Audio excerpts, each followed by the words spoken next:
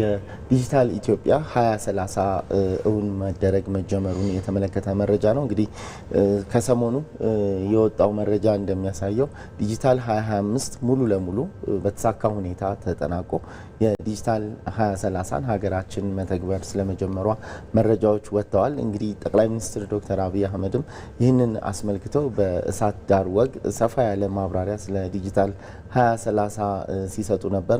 ይህንን ሙሉ የእሳት ዳር ወጉን ያደረጉትን ውይይት ማለት ነው በኢቢሲ ዩቲዩብ ገጻችን ላይ በስፋት ማግኘት ይችላሉ። ወደ 2.2 ሚሊዮን ሰብስክራይበር ያለው የዩቲዩብ ገጻችን ላይ የኢትዮጵያ ብሮድካስቲንግ ኮርፖሬሽን ኢቢሲ ወርልድ የሚባለው የዩቲዩብ ገጻችን ላይ ሙሉውን ፕሮግራም አግኝተው ማዳመጥ እንደሚችሉ በጣም በርካታ ሀሳቦች የተነሱበት በጣም በርካቶችም እንግዲህ የተነጋገሩበት መወያያ አጀንዳ የነበረ ነው።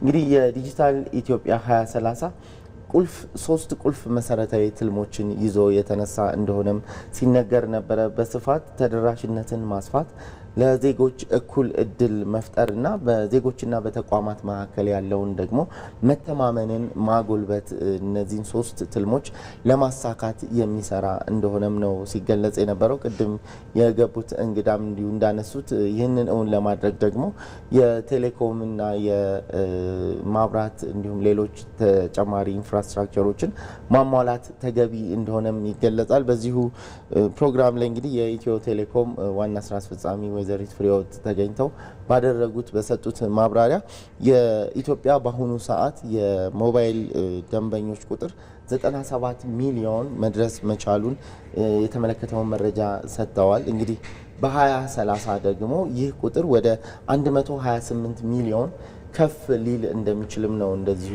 የተገለጸው።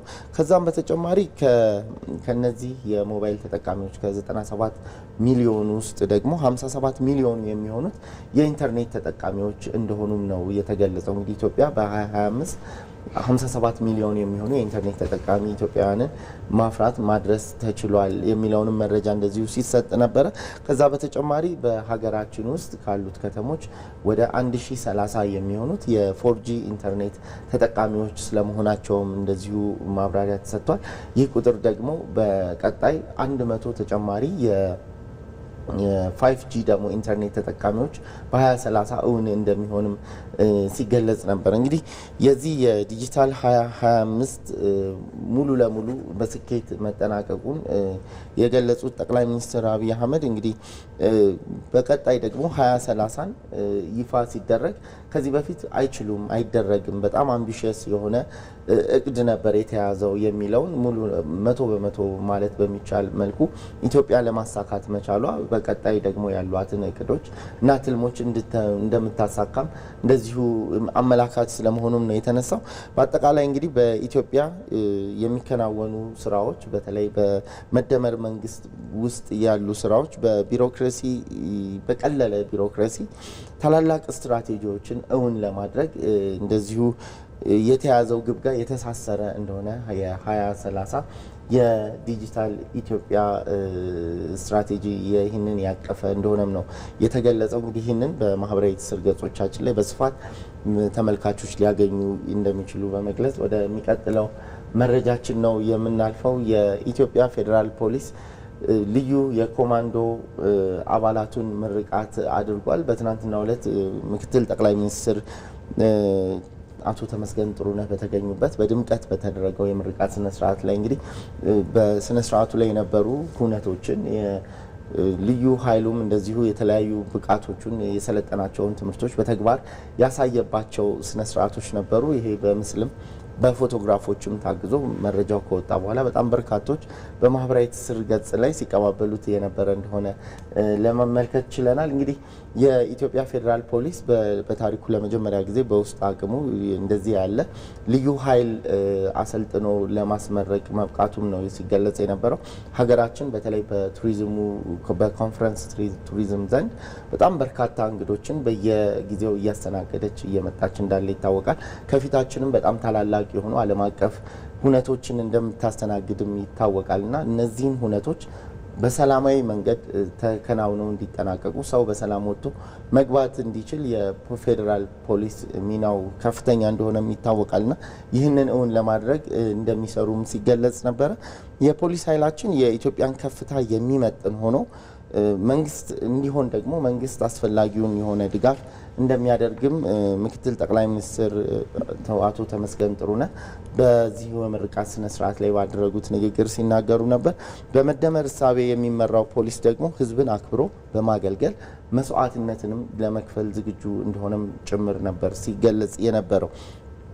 በዚሁ የምርቃት ስነ ስርዓት ላይ የተገኙት የኢትዮጵያ ፌዴራል ፖሊስ ኮሚሽነር የሆኑት ጀነራል ደመላሽ ገብረ ሚካኤልም እንግዲህ ይህንን አስመልክቶ የሚሰጡንን ማንኛውም ግዳጆች በብቃትና በቁርጠኝነት ለመወጣት ዝግጁ ስለመሆኑ ፖሊስ እንደዚሁ ተናግረዋል። ኮሚሽነር ጀነራሉም በቀጣይ የሚደረገውን ሀገራዊ ምርጫን ጨምሮ ሀገራችን የምታስተናግዳቸውን ኮፕ 32ን ጨምሮ ዓለም አቀፍ ሁነቶችን በብቃት በሰላም እንድትወጣ ከፍተኛ ሚና እንደሚኖረው እንደዚሁ በማስገንዘብ ነበር ይህንኑ መረጃ ያስተላለፉት። እንግዲህ በምስሉ ላይ እንደምትመለከቱት በምርቃት ስነ ስርዓቱ ላይ በአቋማቸው በተክለ ሰውነታቸው በጣም ደስ የሚያሰኙ በጣም ብዙ አስተያየት ሰጪዎች እንደዚሁ አስተያየት ሲሰጡ ነበረ። ብቁ ዝግጁና የተደራጁ የፖሊስ ኃይሎች ምርቃት እንደተደረገም ሲገለጽ የነበረበትን መመልከት ችለናል።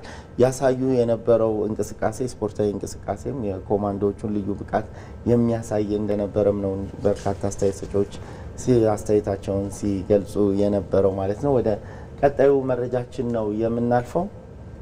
ወደ አሜሪካ ይወስደናል። ቀጣዩ መረጃችን እንግዲህ የህዋ ጉዞ በተለያዩ ታላላቅ የዓለም ሀገሮች ሲደረጉ ይታወቃል። በአሁኑ ደግሞ አዲስ ያደረገውና መነጋገሪያ ያደረገው ወደ ህዋ በመጓዝ የመጀመሪያዋ አካል ጉዳተኛ የሆነች ጀርመናዊትን የተሳካ የህዋ ጉዞ አድርጋ መመለሷን የተመለከተው መረጃ እንደዚሁ በማህበራዊ ትስስር ገጾች ላይ መነጋገሪያ ሆኗል ማለት ነው።